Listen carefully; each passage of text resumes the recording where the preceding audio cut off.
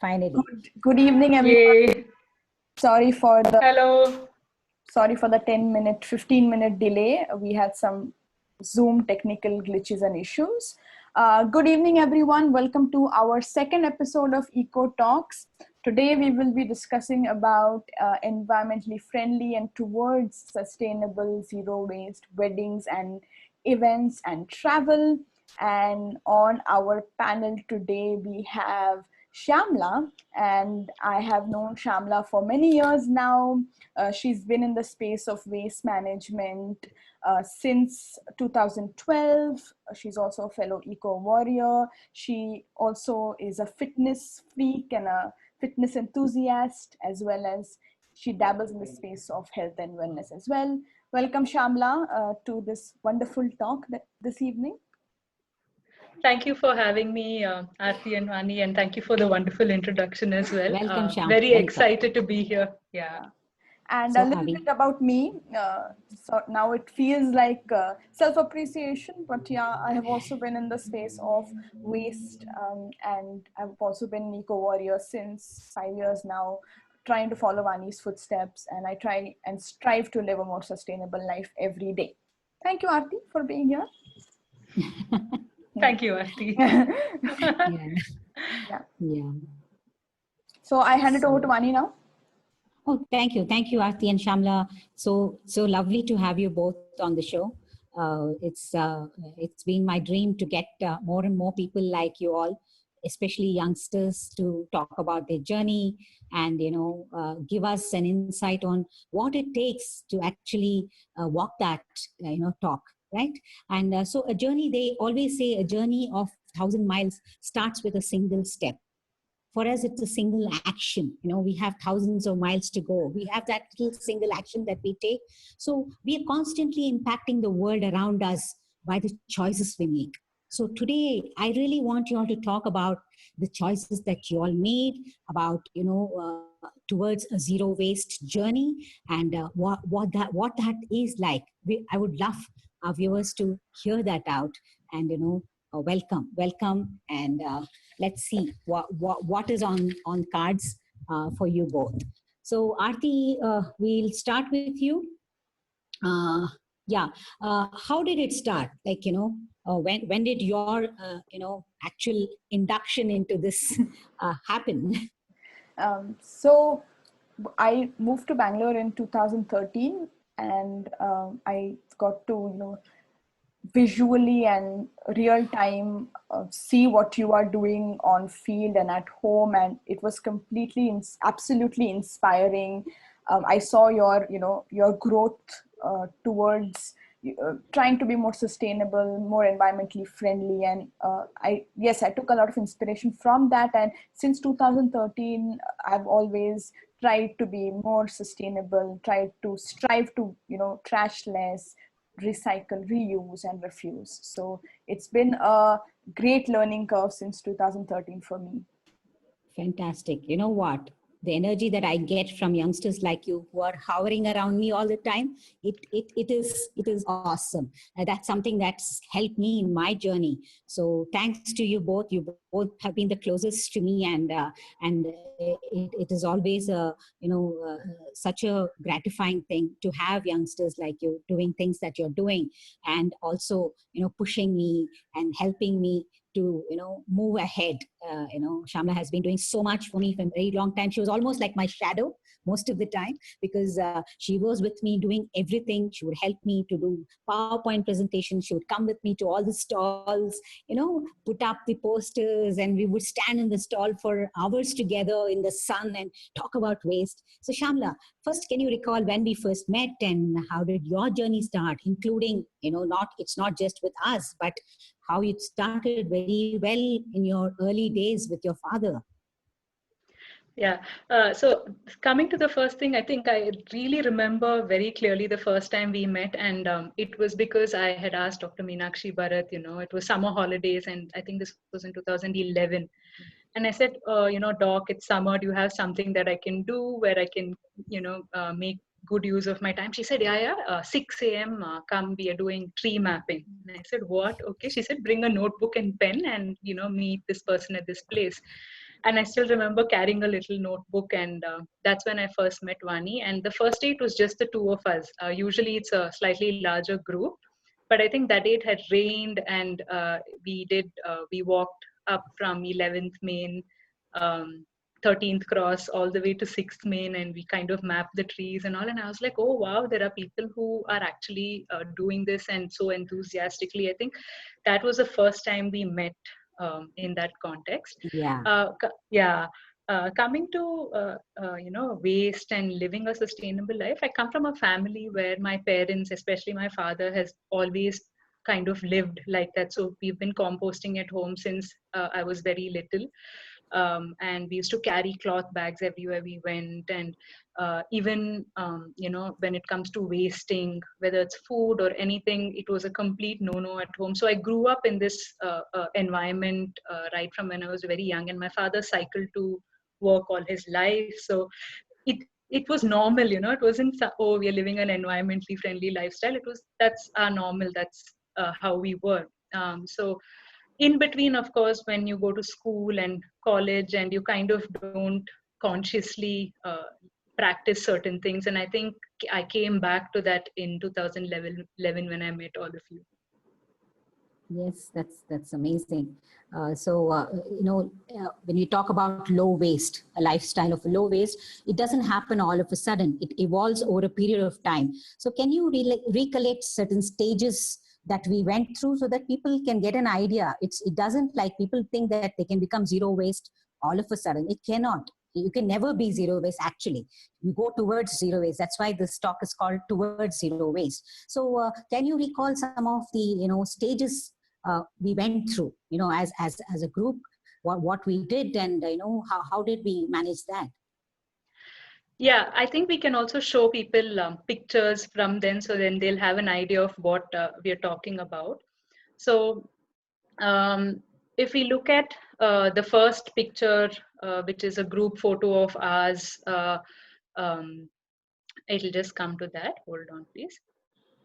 Yeah, so I think this was one of our first pictures as a group. We took a photo after a session that we did. So we started off with just understanding what waste is and understanding that it's a huge problem. And I think you guys, Vani and all of you, had visited Velu Srinivasan's zero waste model as well before that. So he said, okay, we know that segregation is important. We know that composting is important. How do we reach it out to the audience? And I think this was the first photo that we took. We parked ourselves outside MES college. We put up a display on tables that we borrowed from the college, and we said, we pulled up random strangers on a Sunday evening who are going papa on their walks and to buy groceries, and we said, you must learn about this. And the thing is, we made ourselves so exciting to look at, and we had a very colorful display. We had those really nice aprons and stuff. So we drew people to us. We made a serious issue like waste into something that's more fun to learn, and that's where we started in terms of waste itself. And we were at the time talking about segregation, and we were talking about composting. These were the only two things we were talking about to begin with. I think for almost a year we didn't talk about anything else. Right. Do you remember the time when we would go to Veena stores, or we'd go to like any of these little places, and even if we did use their plastics and paper, we would bring it back home, wash it, and Exactly. then put it in the bin. Right. So I think that was our stage one in terms of just starting out. The second stage was when we actually acknowledged, and there's one picture where you have taken on your terrace with all the with all the plastics, that we get everywhere. And I think that was around that time we realized that, oh, this is the photo. So when we looked at this, and I think this was around the time we realized that we have to also look at reducing what we are consuming in the first place. I think that would be stage two for us. And this is when we started talking about single-use disposables.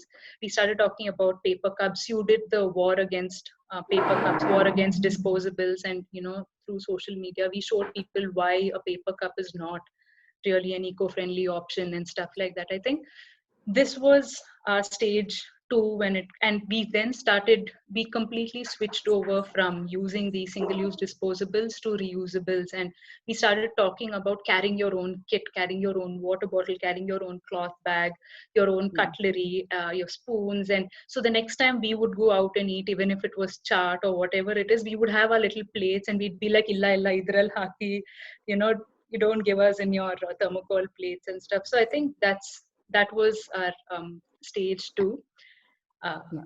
Two major stages, I think. Absolutely, Yeah. absolutely. So you see, it evolves. The more we understand, the more we, the aware that we are about, our own choices.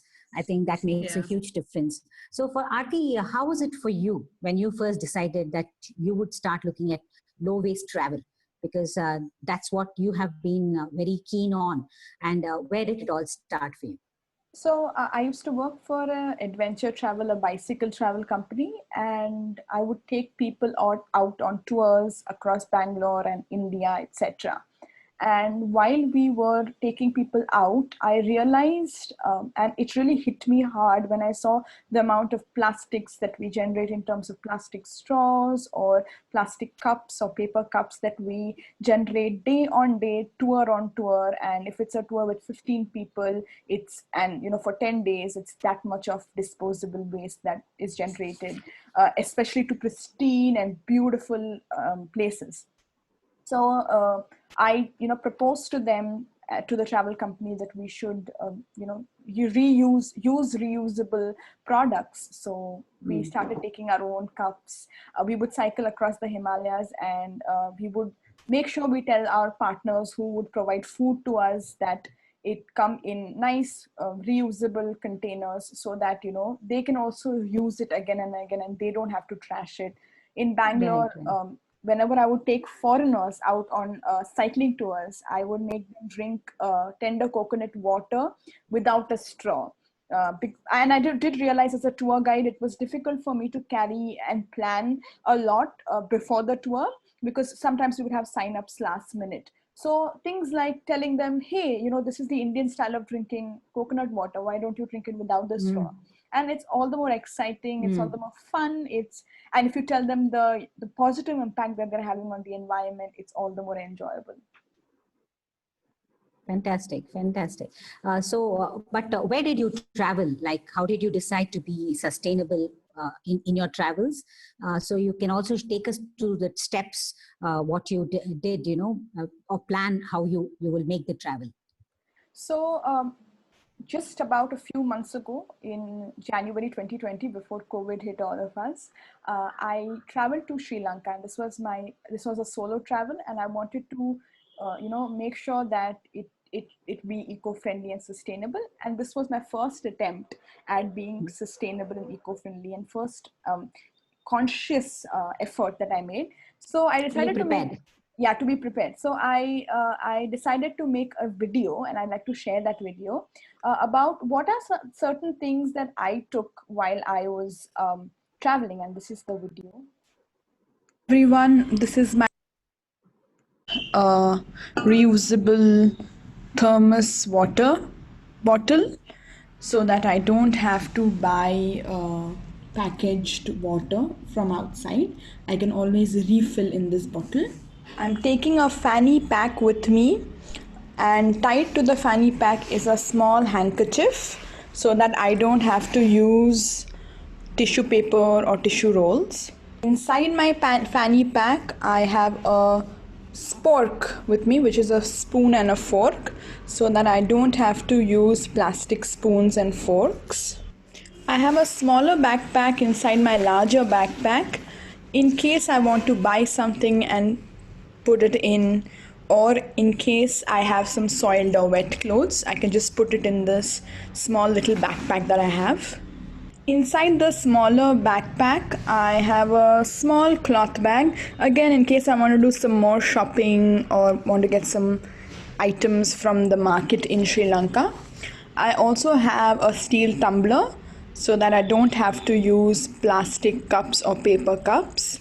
And last but not the least, I have some old newspapers This can be used for multiple reasons. Maybe I have some fruit peels or some fruits that I want to store, and I can wrap them in this newspaper.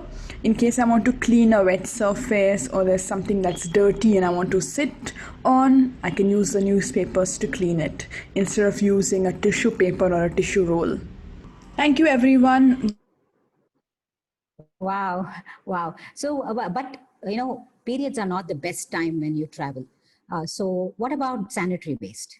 So a couple of things that I missed in that video was, of course, menstrual waste that women produce day on day when they're menstruating. So instead of using disposable sanitary napkins, I took a menstrual cup with me, which I've been using for many years now. So, I eliminated that. And I also realized using menstrual cup while traveling is extremely easy, fun, convenient. It's just, there's no hassle because you're carrying a small little thing, and it doesn't take much of storage space in your bag as well. Yeah. That. So you flew from here, but how did you travel internally, and what did you eat? Or where did you stay? Could you just give us an idea of how that was? Sure. So, as a young traveler, there are some things that I think even young travelers can keep in mind when they are traveling, if be it solo travel or with friends. When I reached Sri Lanka, I decided to take public transport wherever there was available, and luckily in Sri Lanka, the access to public transport is really easy. So there are trains and buses. I only ate local food that was recommended around the area that I was staying. So that meant I ate food from the local areas and the local ecosystem itself. Also, as a young traveler, I was able to stay in hostels. So hostels are a really sustainable way of, it's a very sustainable way of living, because you are sharing a room with multiple other like-minded people. There's not too much of resources that are spent while you're staying in terms of, toothpastes and, powders and creams and all of those things that you generally get in a hotel bathroom. You don't get that in a hostel. And it's also a very holistic space, a community space. So you can cook together, you can, use a kitchen in a hostel and make your own meal if you want to. So I stayed in hostels, which definitely reduce the carbon footprint. Super, super.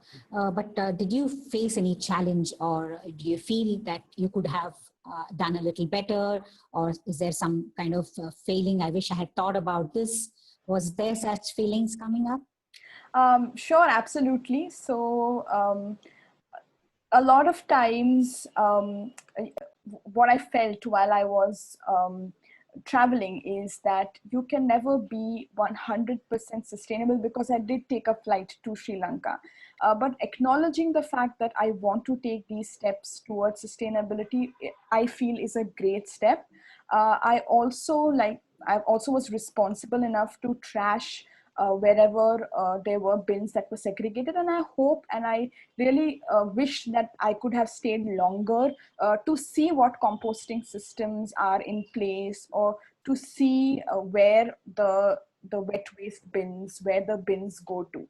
So of course that was, I would not say a challenge, but I would say a curiosity that wasn't fulfilled during my trip. Okay, okay. So now that you're telling what you did on your own, I should share what I carry in my bag. So this is the bag that I have, and there is always another bag inside the bag, and some people call this Vani kit. I don't know. So probably I talk a lot about it. So I have a bag where if I open, it is something that I can shop. It's a cloth bag. Then like Aarti said, she has a spork, but I have, there is a straw, there are spoons. I also carry some extra so that, if I have friends with me, we can share. There's a napkin where I say no to a tissue. And of course, my bottled water. Like all of us, we all carry bottled water. And I have a cute little pouch where I have teacups so that, I can say no to plastic, paper, or whatever. And finally, I never accept any disposable plates too. So I have a napkin wrapped around a plate, and I eat in this plate wherever, even in weddings, I pull it out without any shame. I just pull it out and then I wrap it and bring it back, So, see, these are some practices that many people say, isn't it a big burden carrying it? I said, I rather carry this than, burden my planet by throwing all these disposables. So these are practices that we are proud of. We all want to, practice this all our lives. It's a part of who we are today, aren't we? Right? So this is how it is. Yeah. So, Sham, you tell me about, how we started doing, these travels outside. Like, this is internal travel. Aarti shared about her travel outside, but that was individual. But as a group, we also did a lot of fun stuff, didn't we? So if you share that with people, they get to know it's real fun to stay in this space, especially when we are in big groups. So just share that for them. Yeah, that's a really good question, and also a really nice point that we are bringing out in terms of how we built a community that went beyond just working together. We are actually a family of sorts. And very interestingly, the first time I think we as a group traveled to a different city was for Hamsa's wedding. And that was our first zero waste travel, our very first planned zero waste travel, where we were taking the train. And I think some of us took the train, some of us flew both ways. And it was really interesting how we navigated every single hurdle that we faced in both these spaces. Like in the train station, I remember Claire and I took the train to Mumbai, and we carried with us seed balls. So Uma, one of our friends, she had collected a lot of seeds, of different plants that locally grow in this part of the country. And she said, oh, we thought, why don't we make seed balls? So 2 days before the travel, I still remember sitting and making these seed balls for us to kind of throw out of the train in places where where there is a possibility for these things to grow. So we carried these seed balls, and then we carried, of course, our own cutlery, as Aarti very beautifully explained. We carried our own cups, we carried our own plates, we carried everything that we needed for the train journey. And that train journey also, we realized that there are so many things that come in packets that we avoided at the time because it came in a packet. Like, we didn't buy chips, so we didn't buy any of those things. And I remember Claire and I talking to each other and saying, this way we're also getting healthier because we're not eating a lot of these processed things that come in packets, while at the same time being zero waste. And I remember every time a train slowed down and there was barren land, or there's place where nothing is around and nobody's living, we would throw a couple of these seed balls. And a lot of our co-passengers were very curious. They were like, oh, what is that? What are you doing? And they're like, oh, this is such a good idea. Maybe I'll do that when around my house, or, oh, I live in this place and there is this place where I think I can put some seed balls and stuff. So it started a conversation around people, and the fact that we were using our own glass tumblers for the soups, and for the chaat we had our own plates. So those were the challenges. While some of the challenges that we had while in the train, we were just like, oh, we can't have that, that's coming in a plastic cover. And I remember on the way back, and I'm sure Vani, you remember this as well, we were in the airport, and I think someone wanted coffee. I don't remember who. So Uma was the one who went, and we had our glasses. So we wanted him to give the coffee in our own cups. And we were telling him, and he was looking at us like, what are you saying? The thing is, he took such a long time to understand what we were saying because it was such a strange request. He was like, what? Right. And I think he almost poured the coffee into a paper cup, and Uma was like, no, no, no, no, no. And then he was like, oh God, okay, what is happening? And it was so funny because I think at the time, and this was many years ago. So at that time, I don't think too many people were asking for these options and stuff. So he was really surprised, and everyone at the airport was looking at us because we were drinking our coffee, we were eating whatever we were eating in our own plates and stuff, because in the airport, everything is packed. Do you remember that trip, Vani? Absolutely, absolutely. It's very vivid in my memory. So we were sitting around a table and we were giggling away like school kids. Yeah.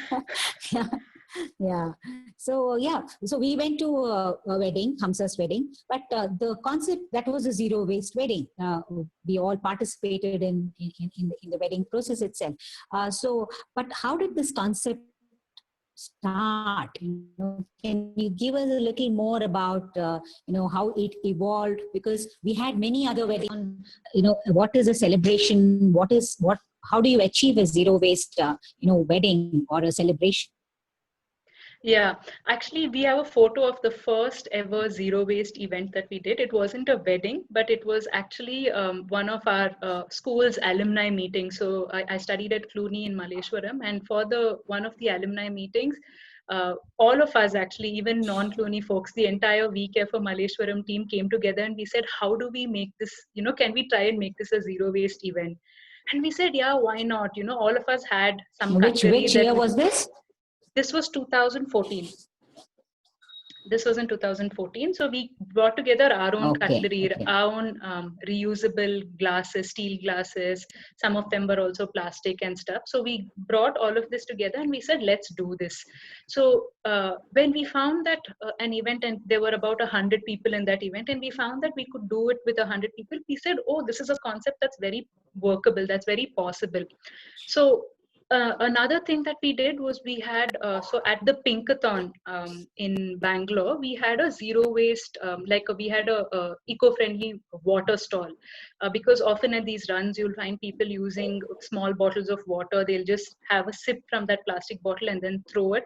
So you're wasting water, and you're wasting the. I mean, there's also the plastic trash that's getting accumulated, or even in the paper cups or plastic cups, there are just it's strewn all over the place.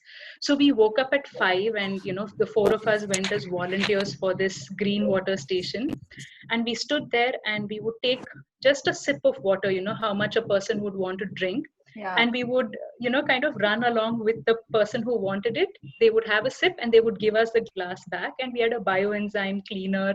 We would dip it in the cleaner and clean it up and then keep it ready for the next person. And doing these things, we realized that we could actually have these larger events that we could do, and it could be low waste, it could be zero waste. And I think that was the foundation for the weddings itself, when we speak about zero waste weddings. And in the group, I think the first zero waste wedding was one of the first actually, was Dr. Meenakshi Bharat's daughter Kanika's wedding. And that wedding had, I think, close to 2,000 people. And the waste that we got from the wedding was only the dust from sweeping the hall. There was no other waste. Everything else was either uh, composted or recycled. And when we talk about wedding, when we talk about a low waste wedding or a zero waste wedding, the context is that anything that you generate from the wedding should either be composted or should be recycled. If one of these two are possible, then you're managing the waste that comes out of the wedding well, and we use as many reusables as possible. So the photos that we are seeing are of different weddings. The dining hall is the main place where a lot of this waste is generated.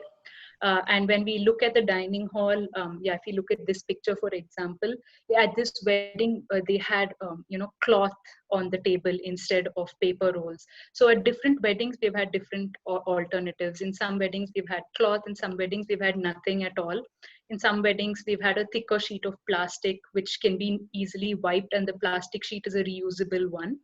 And then if you look at the tumblers, the glasses and the cups in that photo, you can see that they're all steel, and the leaf that we're using again is something that can be composted easily. The tambulam bags are cloth bags instead of polypropylene Chinese jute. So you can see in the photo that just went by that the glasses are collected in a tub and are washed and ready for reuse. And all we need to do is make sure that it's washed neatly washed well, and that's it. Just like how we would do at home. At home, if we have guests at home, we're going to serve them in steel. We don't immediately take out thermocol stuff. So that's one of the biggest thing we can do. And for people living in Bangalore, there's such a big boon because there are these large organizations. I mean, there are these organizations that have large plate banks. So you can actually borrow these plate banks, use them, and then return them. And that is such a blessing for us because we have these services to us at zero cost or very low cost, easily available. And Adamya Chetana, for example, they have 10,000 pieces of cutlery that you can use. I mean, it's incredible, just looking up these plate banks in Bangalore for any event, for a wedding or even for smaller events. I think that was the first thing, we looked at, fix the kitchen, fix the waste. The food waste can go for composting, not have all these pieces of plastic and paper coming out from the kitchen. The second thing that we fixed was the decor. And again, we had a lot of fun doing this. At all the different weddings, we had flower-based decoration. So this was at our wedding. Ours was again a low-waste wedding. It was also vegan and everything. So at our wedding, we got a group of artisans and they did the decorations with waste. So when we say waste, we don't mean that they went to a dump and picked up things and decorated for the wedding. What we mean is things that you would not buy or normally consider as decorative material. So this is the same group at another wedding. They had used waste material and they had upcycled that into a wedding decoration, and they had done such an amazing job with our wedding that we recommended it to our friends. Both my sister-in-laws who got married, again, this was in 2017, they also had the same person decorating. So again, these were things, and a lot of their decorations, they reuse, they take it back and reuse. At our wedding, we also had a lot of floral decorations, but all the flowers were sourced from farmers around Bangalore who were growing it without using any chemical, because we didn't want to get these exotic flowers or flowers that are grown using tons of chemical. So these were some things that we did. These pots, for example, again, these were all hand crafted by these people, and they've been used at many weddings after ours, and I'm sure before ours as well. So it was really nice to have that. This was at a friend's wedding. Again, they had an outdoor wedding. The reception had these paper flowers, which they again reused in other wedding decorations. So each of us can decide on the decorations that we want, making it zero waste, basically no thermocol, styrofoam, and higher on cloth and flowers. This was the banner that we had at our wedding. It was a cloth banner, and everything on that banner was, and the names have been made with coir ropes. So everything was either upcycled, could be recycled, could be composted, could be reused. So that was what we wanted to achieve at this wedding, and it took the entire community to come together to do this. It wasn't a one-person job. It wasn't that, oh, I want a zero waste wedding and it just happened. It's like all of us came together, as you all can see, to make this happen at the wedding. Brilliant picture, brilliant picture.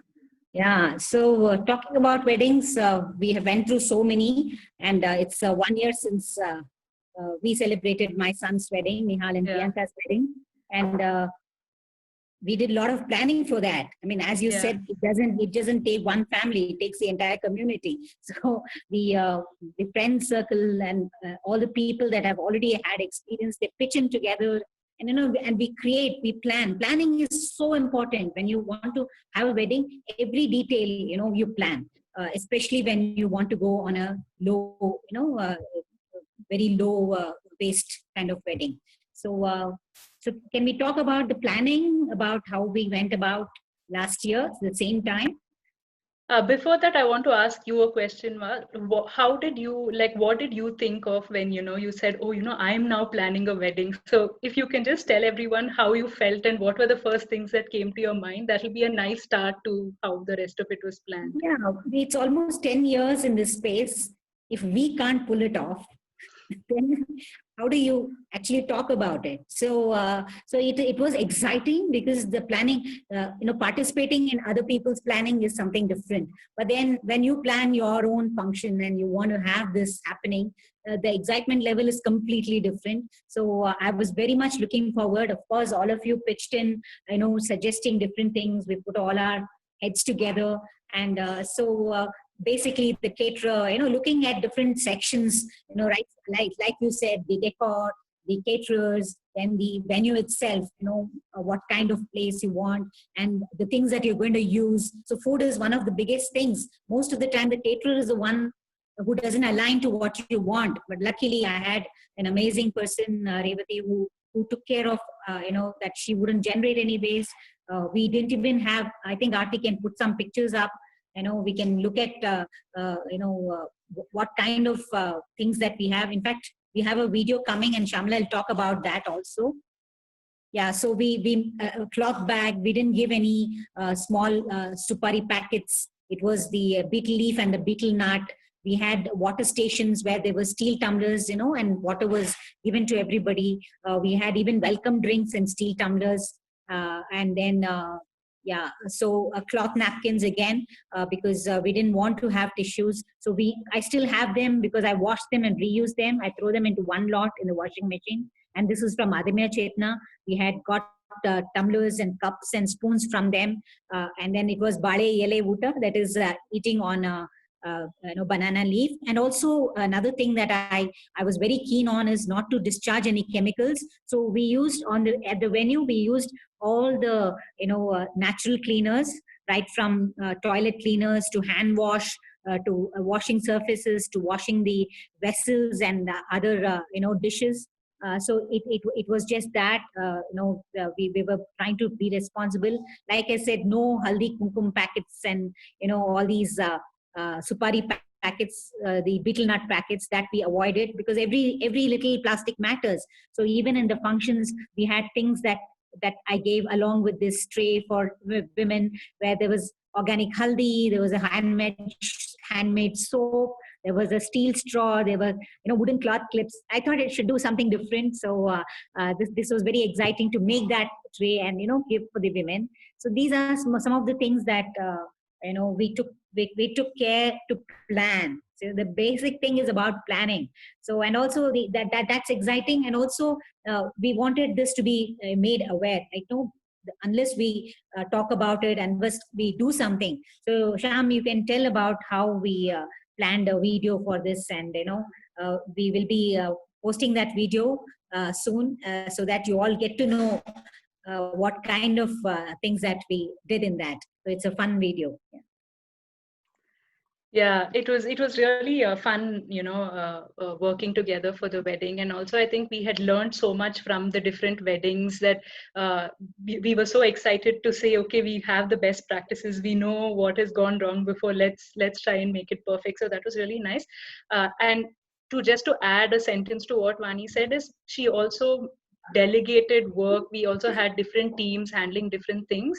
So what that did was it took the pressure off from one person and having to hold all the ropes and stuff, and each of us took on a part of whatever we wanted to do, and we went ahead and did that. And we brought that all together in a video because we wanted people to basically see what goes into it. Because when I talk about a zero waste wedding, or when any of us talk about it, it sounds like, oh yeah, just get these things from the plate bank and then don't use any disposables. So it sounds like it's a two-step process, so it's a very easy thing. But in reality, there's a lot of planning. There is a lot of attention to detail. There's a lot of planning that goes into it. And so that with now, wedding seasons have started, people have started celebrating events and all in whatever scale. So when you want to do it, we wanted to have a resource which you could both look at and say, oh my God, there are these many things, and these are the things that we should take care of.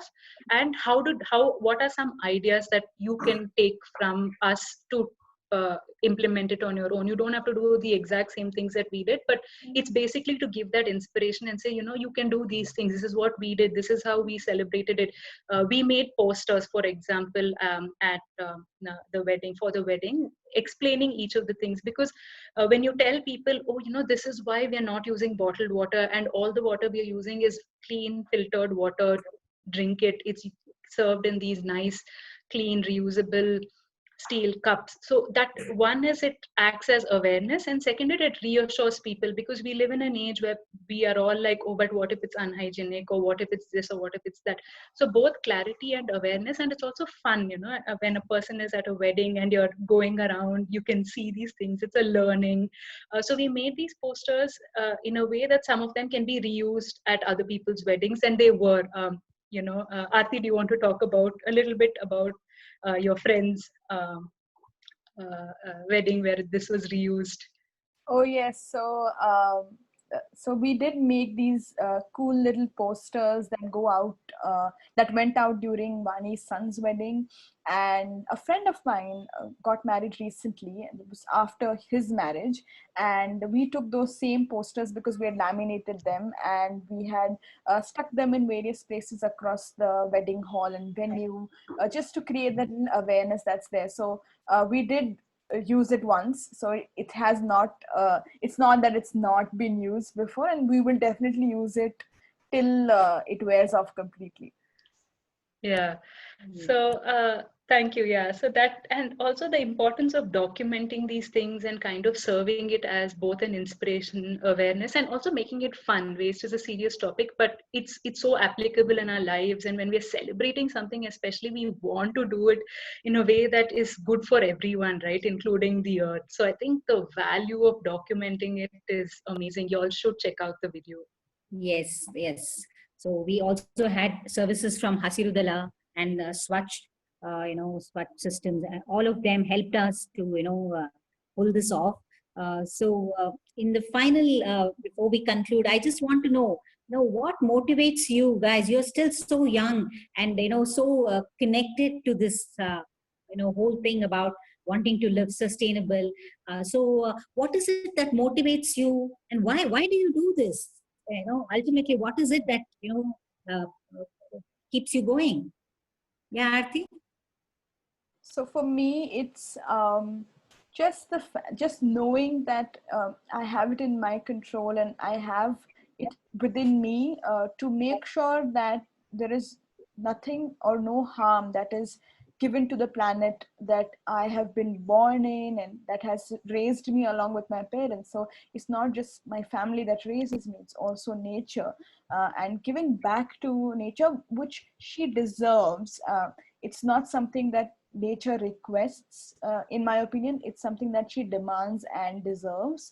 So it's not our call to give it. It's definitely something that she claims ownership to.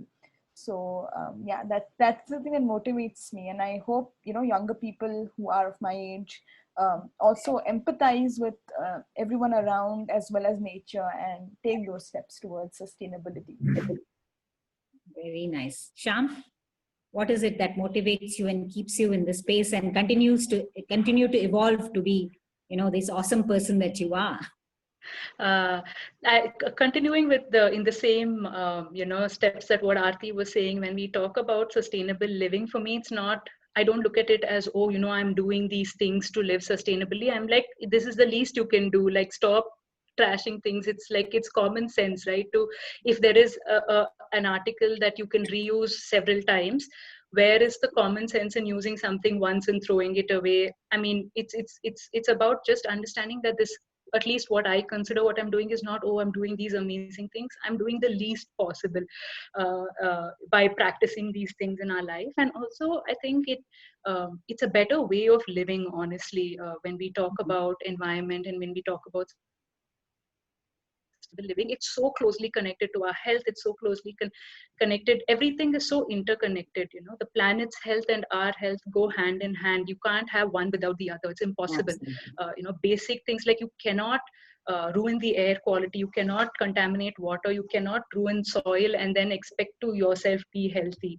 And I think also when it comes to mental health, it brings a lot of peace when you know that you're doing something that is for the better of yourself and your environment. So I think these things continue to motivate me, and also the fact that it's such a fun, like we've had so much fun doing these things together and spreading awareness about these things. I think that drives me to talk about it a lot more and to spread the word and get other people to change as well. Absolutely. That's such golden words, because this is something that we all need to imbibe within us. It has to become a part of us, because as she said, nature is something that gives us what we have or what we need on this planet. And if we don't take care of it, we are the ones who will suffer. This planet will continue, but the human race are the ones who are going to suffer because of that. So what do you think, your generation feels about your kind of approach? What do others think about it? Do they also feel inspired and want to do? Is there some hesitation? Because today it's such a world where you don't connect very easily to certain things. So what is it that you think? I'm just going to pitch in over here before Sham. Uh, a lot of people in our generation, there is hope, and I'm definitely coming from a space of hope and gratitude. But there are a lot of people in my generation that are reactive and not proactive, which means that if something hits me, I'll protect myself after it hits me, or just before it hits me. Okay. But what about taking those steps way beforehand, so that the oncoming danger is mitigated? That I feel a lot of people in my generation have forgotten. That's when what our parents and grandparents did. They would live a lifestyle that was secure. They would have they would use reusable things, because it would be not only would it be good for the environment, but also it's a very economically sustainable, right?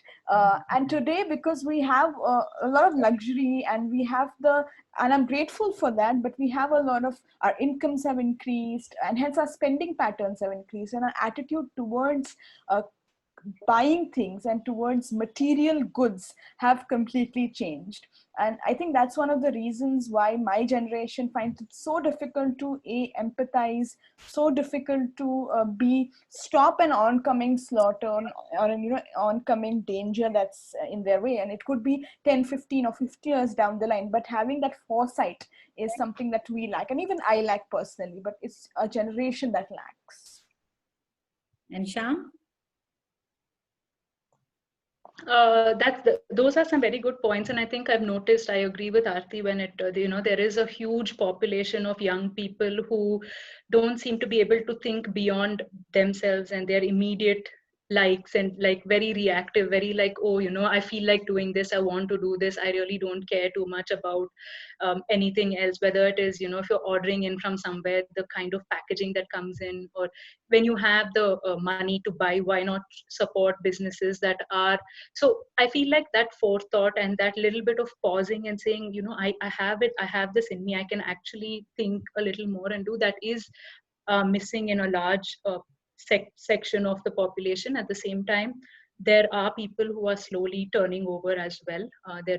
I have seen people maybe who are slightly older, who kind of are being a little more they're pausing a little more, especially in a city like Bangalore. A lot of younger people are being more self-aware, are being more eco-friendly. They're being more sustainable in the choices that they make. And also businesses, I think in Bangalore, when we look at it, there are so many places that support this, right from plate banks to places like the exchange room, which is such a fantastic place for people to buy secondhand instead of buying new clothes. Or there are so many small businesses that are coming up that young people are at the forefront of, that are doing these things. So there is a lot of hope, because it is driven by the younger generation. It is driven by people in their 20s and 30s, and I think that gives me hope. And Instagram influencers and YouTube influencers are now finally opening up to the point